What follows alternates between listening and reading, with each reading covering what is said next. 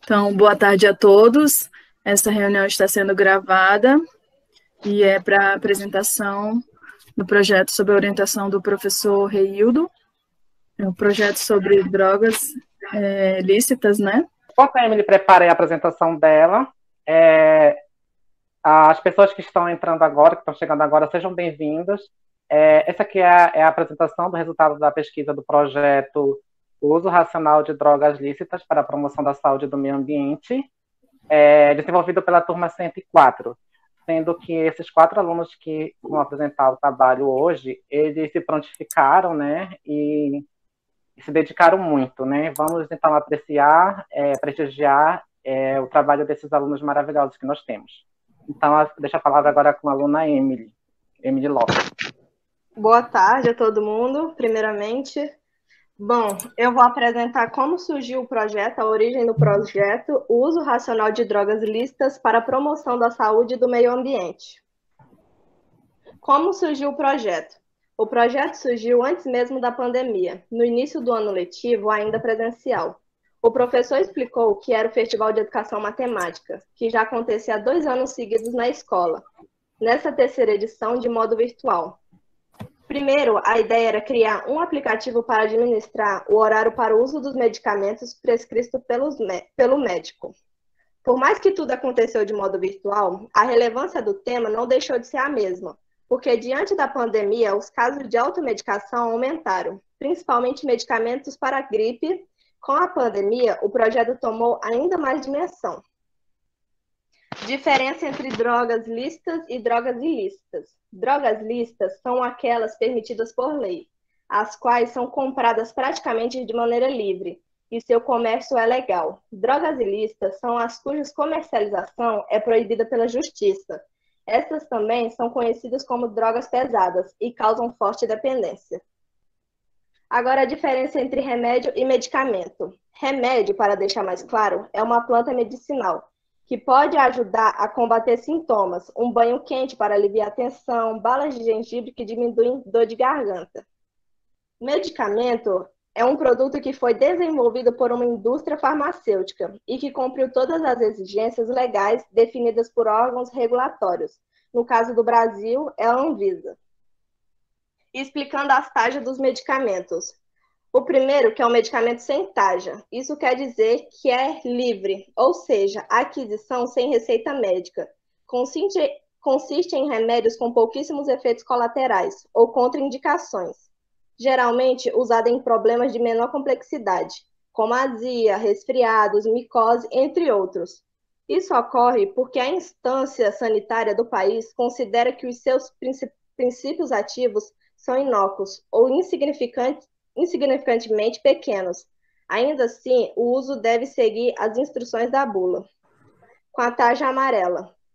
Representa os medicamentos genéricos e deve conter a inscrição medicamento genérico na cor azul. O remédio com tarja vermelha, sem retenção da receita. Grupo de medicamentos vendidos apenas com prescrição médica. Possui diversas contraindicações e podem acarretar alguns efeitos nocivos. A tarja vermelha vem com a impressão venda sobre prescrição médica e só pode ser vendida se a embalagem vier com tais dizeres. A tarja vermelha com a retenção da receita. Nesse caso, além de apresentar a receita médica, ela precisa ser retida pelo farmacêutico. São os famosos remédios controlados. E só são comercializados mediante o receituário de cor branca. São medicamentos psicotrópicos que podem causar dependência e trazer muitos efeitos colaterais e contraindicações. Em sua tarja vermelha, virá escrito venda sob prescrição médica. Só pode ser vendido com retenção de receita. Os remédios de tarja vermelha são os medicamentos de maior controle e podem apresentar muitos efeitos colaterais e reações adversas. Possui ações sedativas ou com impacto no sistema nervoso central, também sendo do grupo dos psicotrópicos. A sua venda é condicionada à apresentação de receita especial, na cor azul ou amarela. A tarja terá a seguinte impressão: venda sobre prescrição médica. O abuso desse medicamento pode causar dependência. Além da dependência, pode causar efeitos graves, como taquicardia e problemas cardíacos. Muitas vezes, se utilizados em excesso, pode levar à morte. Por isso, a necessidade de um controle mais intenso. As formas como os medicamentos são comercializados. Aqui é como são os comprimidos, as cápsulas, as dragas. As dragas é como se fosse aquele chocolate M&M que todo mundo conhece. O xarope, que é líquido. O gel, que é como se fosse uma pomada, que você tira um pouco do tubo e aplica no local desejado. E a loção, que é como se fosse o colírio de óleos.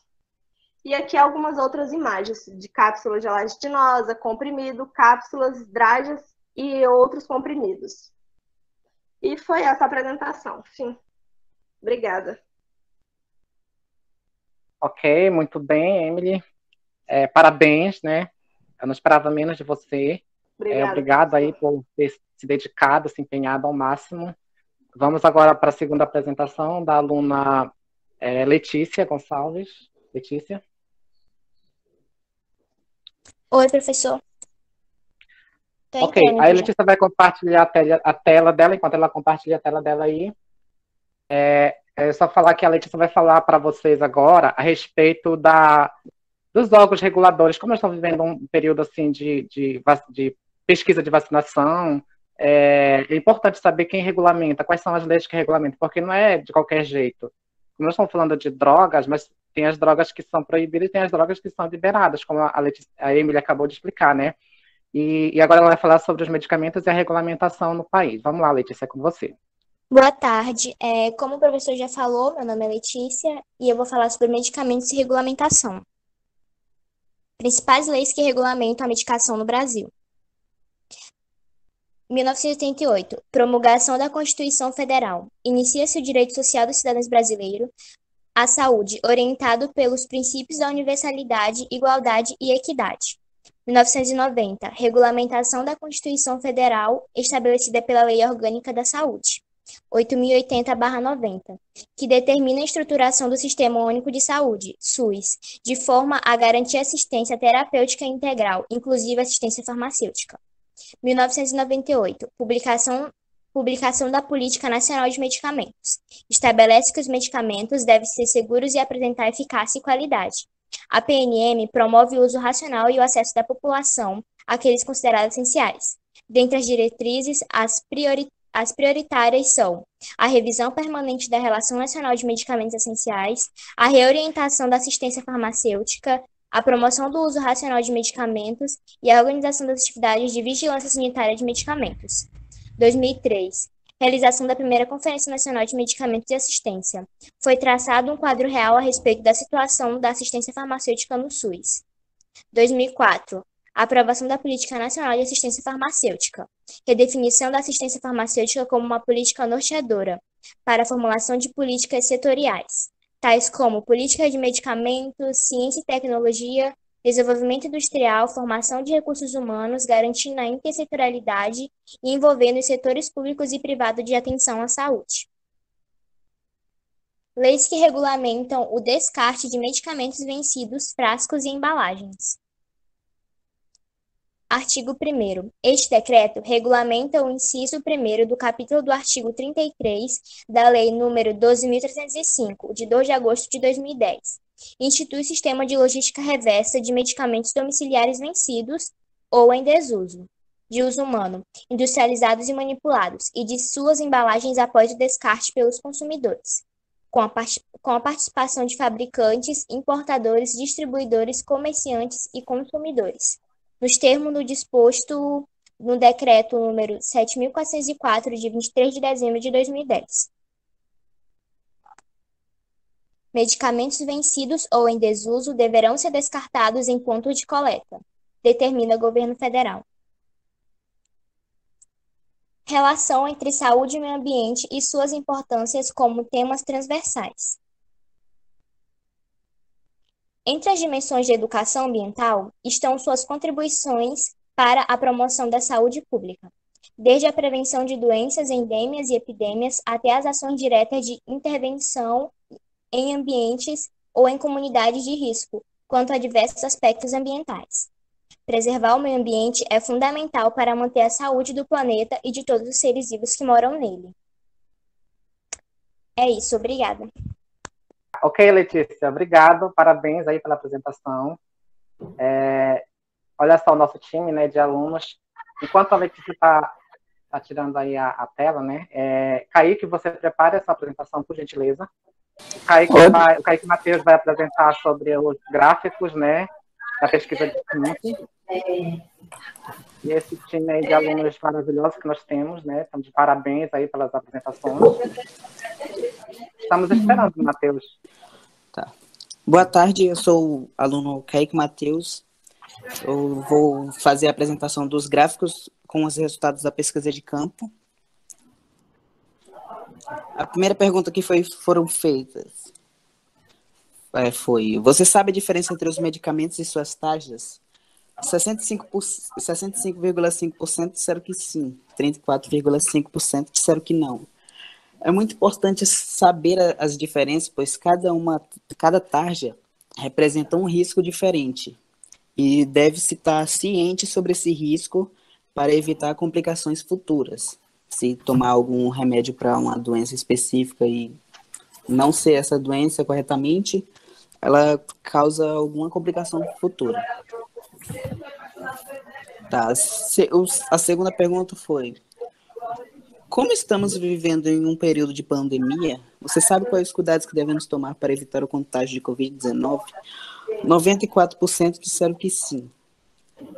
Isso também vale ressaltar que é bastante importante saber os cuidados que devemos tomar para evitar o contágio, para a doença não levar mais proporções que já está.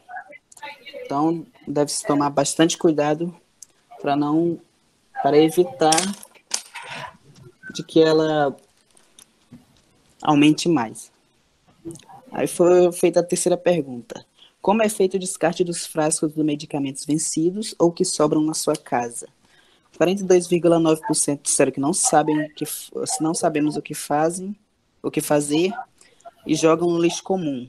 46,4% também disse que jogam no lixo comum. Esse ato não deve ser feito, pois as embalagens e os medicamentos vencidos, deve ser levado em pontos de coletas específicos, porque o descarte inadequado pode contaminar o solo, as águas superficiais, como rios, lagos, oceanos e águas subterrâneas nos lençóis freáticos. Daqui em diante, essas pesquisas foram feitas nas farmácias. Aí foi perguntado: neste estabelecimento, como funciona o descarte de medicamentos vencidos ou frascos vazios? 50% diz que é responsabilidade da farmácia, 50% diz que é de outra maneira. A farmácia deve saber bem também como descartar de maneira correta para evitar a contaminação que eu citei antes.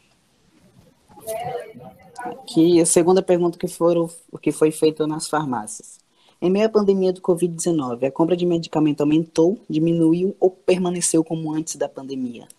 100% respondeu que aumentou consideravelmente. Esse aumento é pelo fato da pandemia mesmo, que as pessoas compraram muito remédio para evitar a doença ou então para combater ela. Aí eu dei uma pesquisada e 20% dessa alta de medicamentos vendidos durante a pandemia foi de antidepressivos. Então, como as pessoas estão em casa, elas estão desenvolvendo depressão. Aí 20% desse aumento foi de antidepressivos.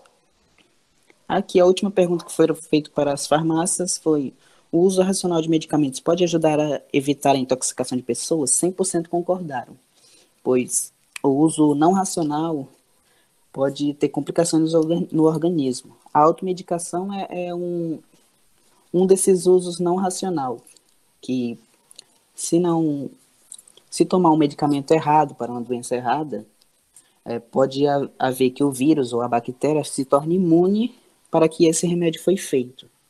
Então, a automedicação é um ato que não deve ser feito. Bom, enfim, só isso mesmo. Olha, que maravilha, que apresentação maravilhosa, né, gente? Esse foi o Kaique Matheus, agora eu vou chamar o Adrian para fazer a apresentação dele. Enquanto o Adrian prepara a apresentação dele, eu vou só compartilhar com vocês aqui uma das pesquisas também que eles fizeram, que não gerou um gráfico, mas gerou aqui uns dados muito relevantes, que é importante vocês saberem. É que, sobre a pandemia, né, no caso do convívio familiar, quais casos foram vivenciados? 16% tiveram casos assintomáticos. Lembrando que foram pesquisadas 84 pessoas, né? 57,1% tiveram casos com sintomas leves. 17 tiveram casos de sintomas muito graves, inclusive com intubação. Tivemos aí um caso de 5% de pessoas que tiveram óbito na família. Então, infelizmente, essa é a realidade, né, que essa pandemia nos trouxe. Outro dado também importante é em relação à questão das taxas dos medicamentos, que, só reforçando aqui para vocês, isso é muito importante, gente, porque muita gente ainda julga que a questão do medicamento de tarja preta é de remédio de doido, e não é. Na verdade, ele chama-se controlado por causa da retenção da receita, né? E aí a pergunta era, você sabe a diferença entre as taxas dos medicamentos? 65% disseram que sim, e 35% disseram que não sabem. Então, 35% representa um número alto ainda de pessoas que não sabem, né? Daí a importância, gente, de a gente estar discutindo isso na sala de aula com projetos como esse, né? Trazer para os alunos essa discussão, essa importância dos riscos que trazem para a saúde, até mesmo as drogas lícitas, né? Agora, imagina as drogas ilícitas, que são piores ainda, que causam mais dependência e que fazem um mal muito grande para o organismo. A outra coisa é com relação à questão ambiental, né? O que aconteceu? Nós descobrimos que a maioria das pessoas não sabem, não tem conhecimento em relação à legislação e nem como fazer o descarte correto de embalagem, frasco de medicamentos. E essa é uma das ações desse projeto, que até o final dessa semana, eu e a professora Maíla estaremos organizando aí o desafio que nós estamos para os alunos fazer um jogo educativo com essa abordagem sobre o uso dessas embalagens, frascos, e usar como um material didático mesmo, né? Então, eu quero agora chamar o Adrian. Cadê o Adrian? Estou aqui, professor. Vou apresentar agora. Está pronto, meu filho? Sim. Ok, é com você agora. Boa tarde, primeiramente. Meu nome é Adrian Soares.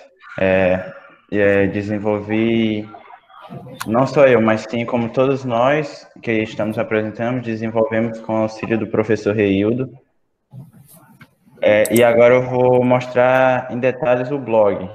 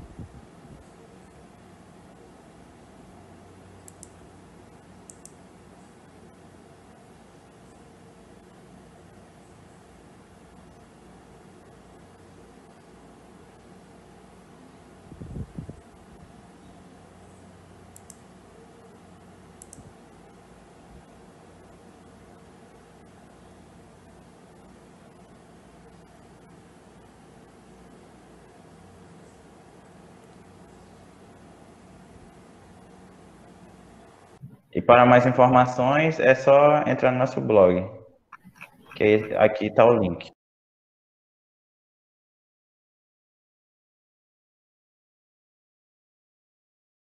Ok, muitas salvas de palmas para vocês. Missão cumprida, né, gente? Olha, eu estou muito emocionado com o trabalho de vocês são maravilhosas. E é isso, gente. A ideia era fazer tudo presencial, mas devido à pandemia, né? Então, nós tivemos que adaptar muitas das coisas que estavam previstas. E a outra coisa que eu queria falar para vocês é que o blog está substituindo o diário da pesquisa, porque tudo que foi feito no projeto está lá registrado, né? porque nós tínhamos o hábito de trabalhar de forma escrita, tudo isso era relatado de forma redigida, e agora não, é tudo virtual, né? Então é tudo digital agora. Agora nós vamos deixar o espaço aberto para perguntas ou alguma contribuição, tá, gente? Olá. Olá. Eu estava aqui atenta às informações, quero parabenizar os alunos pela brilhante apresentação. Eu fico muito feliz de perceber que vocês se apropriaram mesmo do conhecimento, que vocês estudaram, que vocês leram, que vocês pesquisaram. Eu fico muito feliz por isso, porque é assim que a gente constrói conhecimento. Ok, professora Anaísa, quer falar alguma coisa? Só dizer, sim, que estou aqui extasiada, né?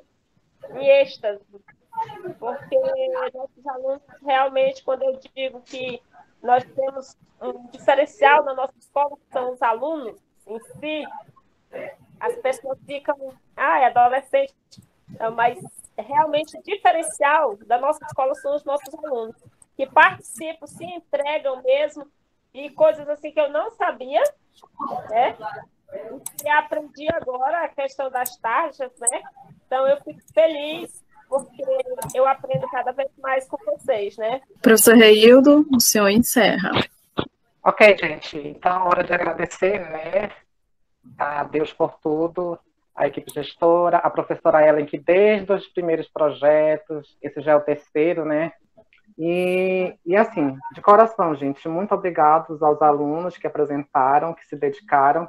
Outros alunos também ajudaram, desde o começo fizeram outras ações, mas esses aqui foram os que realmente vestiram a camisa, e eu desejo todo o sucesso do mundo para eles, né? Não é sorte, não, é sucesso mesmo, né? Porque eles são merecedores. Espero que eles continuem assim, dedicados, nos enchendo de orgulho, que eu tenho eu creio muito no sucesso desses meninos e dessas meninas. Então, mais uma vez, parabéns, né? E obrigado a todos.